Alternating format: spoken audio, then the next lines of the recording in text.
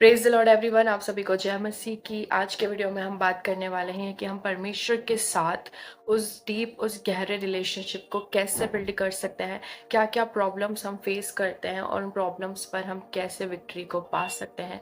तो आज के वीडियो में हम ये बात करने वाले हैं।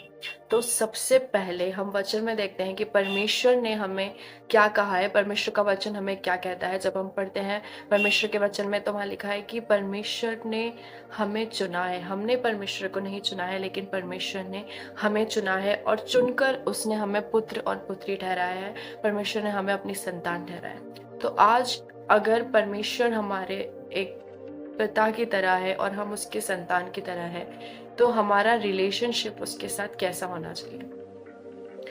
एक पिता और एक बेटे का, एक माँ बेटे का, मतलब एक पेरेंट्स और एक बच्चे का रिलेशनशिप क्या ऐसा होता है कि वो आज बात कर लिया, कल बात नहीं किया, एक हफ्ते में बात कर लिया, फिर बात नहीं किया। क्या ऐसा रिलेशनशिप एक रियल रिलेशनशिप होता है?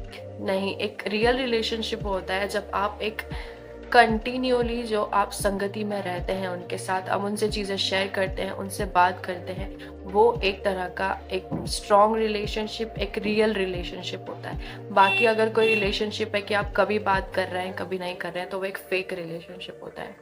और अगर आप परमेश्वर के साथ एक रिलेशनशिप बिल्ड करना चाहते हैं, तो सबसे पहले आपको ये जानने की ज़रूरत है कि जो परमेश्वर है वो एक पर्सन है। मतलब वो आत्मा है। जैसे आप में आत्मा है वैसे वो भी आत्मा है। परमेश्वर का वचन क्या कहता है कि परमेश्वर ने हमें उसकी समानता और उसके स्वरूप के अनुसार बनाया।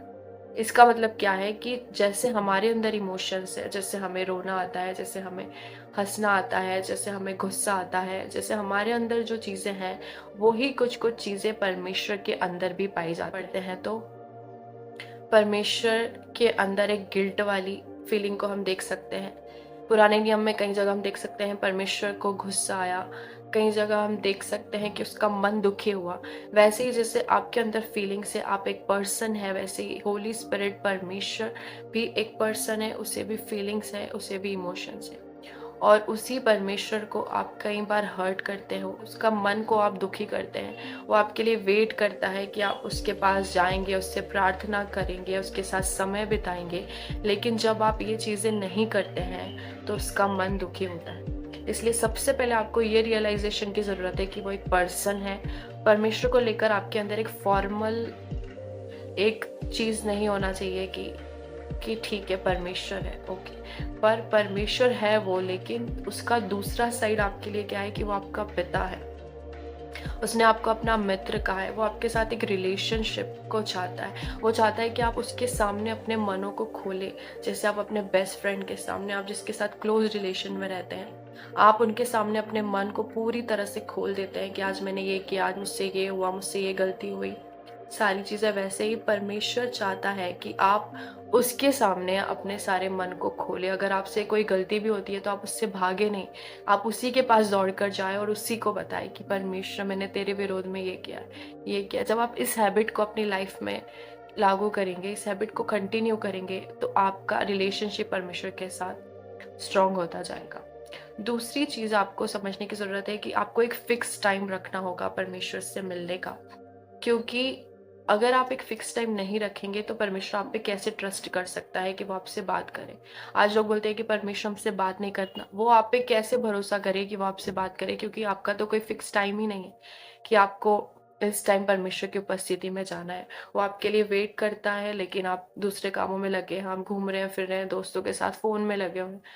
परमेश्वर आप पर ट्रस्ट करता है, लेकिन आप उसके ट्रस्ट को बार बार तोड़ रहे हैं। आप एक फिक्स टाइम पे परमेश्वर के साथ नहीं बैठ रहे हैं जब आप उससे वादा करते हैं। लेकिन जब आप एक फिक्स टाइम पे बैठते हैं कि मैं फॉर एग्जांपल रोज 9 से 10 परमेश्वर की प्रेजेंस में बैठूंगा, और जब आप ये चीज़ डेली करते हैं, आप डेली उसके सामने जाते हैं, तो परमेश्वर का आपके ऊपर एक ट्रस्ट बिल होता है कि नहीं, ये इंसान रोज मेरी प्रेजेंस में आता है, तो इससे मुझे बात करना है, इससे मैं बात करूंगा।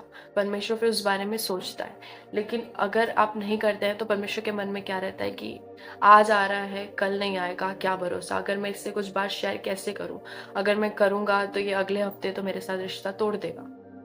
तो ये बहुत डीप बात है जिसे आपको समझने की जरूरत है कि आपको रोज परमेश्वर के साथ समय बिताकर परमेश्वर के अंदर आपके प्रति ट्रस्ट को बिल्ड करना होगा, ताकि परमेश्वर आपसे बात कर सके। परमेश्वर आपके लिए वेट करता है, इसलिए परमेश्वर चाहता है कि आप उसके साथ एक ट्रस्ट को बिल्ड करें।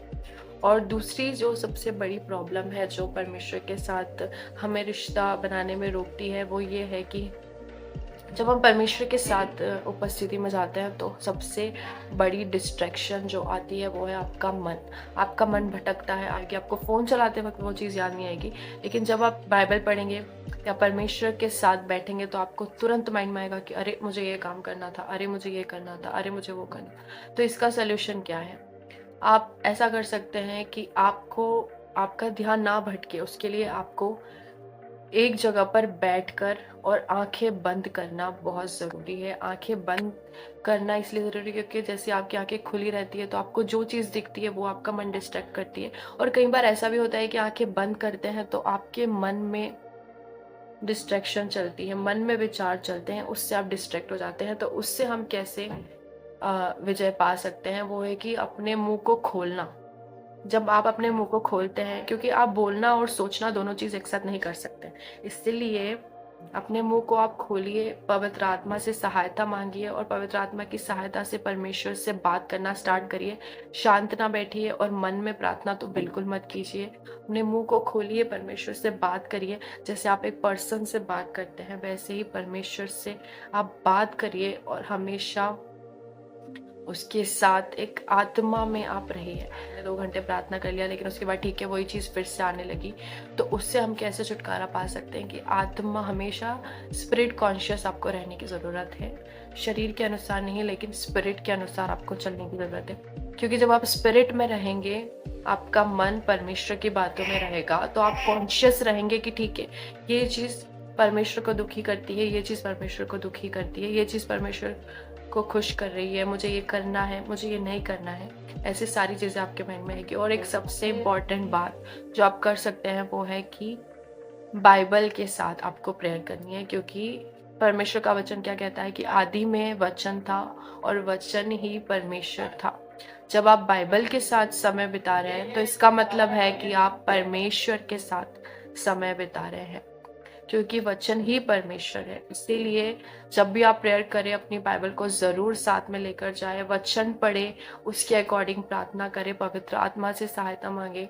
पवित्र आत्मा आपको गाइड करेगा। और आप जब परमेश्वर की उपस्थिति में जाते हैं तो आपको ऐसे नहीं जाना है कि मुझे परमेश्वर से कुछ चाहिए।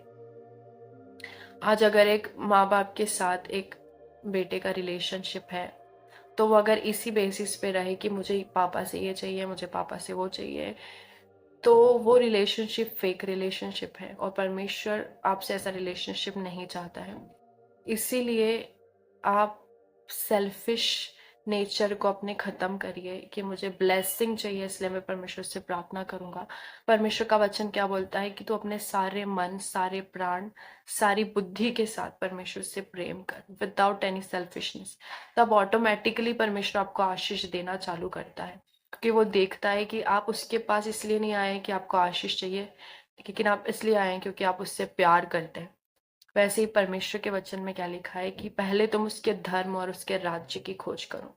यानी तुम परमेश्वर की पहले खोज करो, उसकी चीज़ों की, उसके स्वभाव की, उसको जानो, तो सारी चीज़ें ऑटोमेटिकली तुम्हारे पीछे आएगी। जरा सोचो, जिस परमेश्वर ने, जिस तुम्हारे पिता ने इस सारी पृथ्वी को, सारे स्वर्ग को, इस पूरे यूनिवर्स को बनाया है, क्या वो तुम्हें सारी चीज़ें नहीं देगा? क्यों नहीं देगा?